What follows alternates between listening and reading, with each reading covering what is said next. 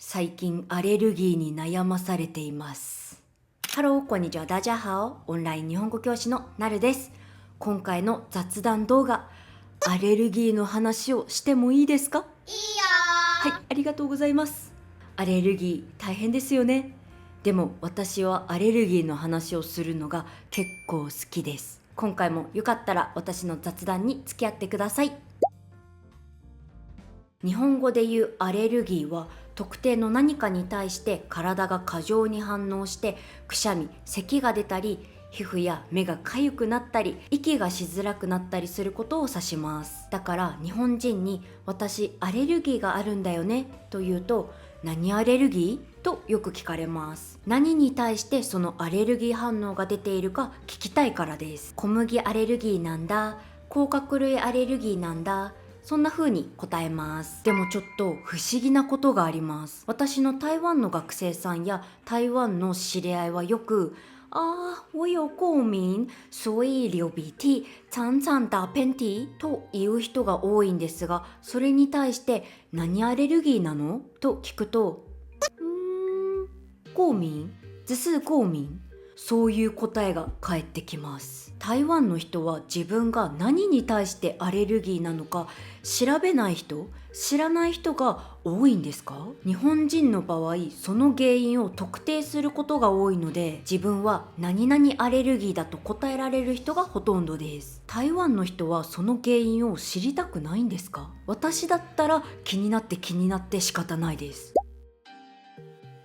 日本でアレルギーといえば花粉ですね。日本には花粉症の人がたくさんいます。その人たちは春になると苦しい思いをしているみたいです。ちなみに私は20年以上日本に住んでいましたが、今のところ花粉症は発症していません。花粉症の人たちには悪いんですが、私は花粉症じゃないよっていうのをすごく誇りに思っています。花粉症の人、毎年辛い思いをしているのはわかるんですが、一つ文句を言いたいです。花粉症の人、私が春にくしゃみをするとすぐ花粉症じゃない？花粉症になったんじゃない？と聞いてくるんですよ。ただのくしゃみだから。春だけじゃなくて夏も秋も冬もくしゃみは出るから仲間にしないでと言いたいです。しかもただのくしゃみだよと説明しても、本当？強がってるんじゃない？とまた言ってくるんですよ。諦めてください。私は花粉症じゃありません。ここで一つなるの豆知識を紹介します。私は田舎出身で360度山が見えるような環境で生きてきたんですが、花粉症にはなっていません。ここで不思議に思った人はいませんか？山がたくさんあるイコール木がたくさんあるイコール花粉症になる可能性高くないの？そう疑問に思った方、素晴らしい、いい着眼点です。昔ネットで調べたことがあるんですが、地方に住んでいる人より東京に住んでいる人の方が花粉症になる可能性が高いみたいです。東京の花粉、ただの花粉ではなくて、花粉と別の大気汚染物質がくっついて凶悪な花粉になるらしくて、それを何年か吸い続けていると花粉症が発症、悪化するらしいです。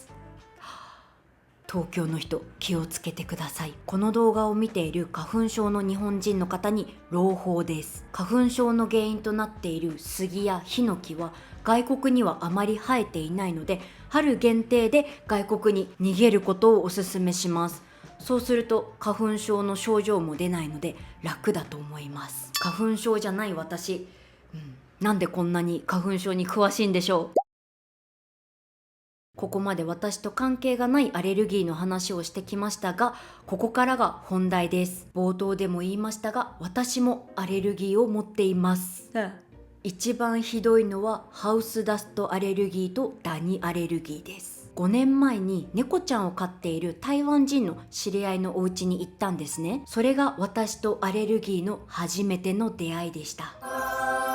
私猫ちゃんが大好きで、その家で猫ちゃんと遊んで過ごしていたら、だんだん肌が痒くなってきて赤くなってきて、目も痒くなってきて、しまいには目の白目の部分がブヨブヨしてきたんですよ。炎症ですね。炎症を起こしてしまったんです。それまでは私の人生アレルギーとは無縁の生活だったので、その時ねすごく怖かったです。何が自分の身に起きているのかわからない状態でした。でも冷静に考えて、この症状が起きる原因は猫ちゃんぐらいしかいなかったので、もしかしたら自分は猫アレルギーなのかなとその時は思っていました。でその後薬局に行ってアレルギーの目薬をもらって、症状はなんとか収まりました。その後日本に帰って皮膚科に行く用事があったので、その時の症状をお医者さんに相談してみたら、じゃあアレルギー検査してみるということだったのでしてもらいました。その時は猫が原因かなと思ったので、猫アレルギーの検査をお願いしたら1回3つまで同じ値段でできるということだったので、お医者さんに他に可能性が高そうなものは何ですかね、他の人はどれをよく選びますかと聞いたら、ハウスダストとダニかなと言われて、それも一緒に検査してもらいました。検査結果、猫アレルギーの反応も少し出ていたんですが、それよりひどいのがハウスダストとダニでした。大きい声では言えないんですが、思い返せばその台湾人の知り合いのお家、ほこりまみれでした。もうその後もほこりが溜まってるようなところに行くと、肌が痒くなったり目が痒くなったり、そういう症状が起きるようになってしまいました。今は掃除をこまめにしたり、空気洗浄機を使ったりして対策したら、症状も出にくくなりました。ですがまたそのアレルギーの症状が出始めたんです。そう、私は最近猫を飼い始めました。猫ちゃん自体は本当に可愛いです。私さっきも言いましたが、猫ちゃんが大好きで、ずっと飼いたいと思っていたんですね。でもやっぱり猫アレルギーが心配だったので、猫ちゃんを引き取る前に猫カフェに行って猫に触って、わざとその手で顔を触ったりして症状が出ないか確かめたんですね。そしたら大丈夫だったんですよ。症状が一切出ませんでした。だから猫自体がダメというより、猫の毛についているホコリとかダニとかに反応しているんだと思います。猫ちゃんがいるお家に遊びに行った時も、猫ちゃんに触っても問題はないのに、そのお家のカーペットとかふわふわのソファーとか触ったりするとアレルギー症状が出るんですね。これは猫ちゃんのせいではありません。ハウスダスト、ダニのせいです。ダニがもう憎い。はい、さっきも言いましたが、私と私の彼で最近子猫を2匹引き取って飼い始めました。この2匹の猫ちゃん、警戒心が強すぎて、最初の1週間はソファーの下から全然出てきてくれませんでした。警戒心強強です。普段掃除はこまめにしていたんですが、ソファーの下は掃除をあまりしていなかったので、汚くてホコリが溜まっていたんです。で、その猫ちゃんたち、私たちが寝ている時間、夜中になると出てきて家の中を走り回るんですね。そう、猫ちゃんの毛にホコリがついた状態で走り回るんですよ。そうするとどうなるか皆さん想像がつきますね。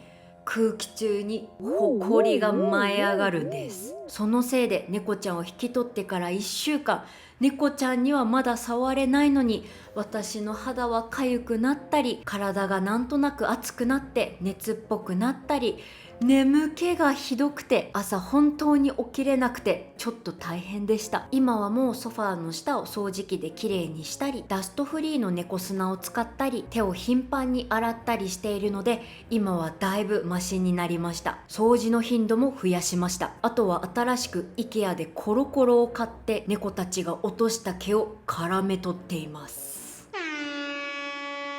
今度掃除用具の日本語を紹介しながら、私の掃除ルーティンの動画も撮りたいと思っています。もし興味がある人はチャンネル登録をして待っていてください。はい、今回の雑談はここまでになります。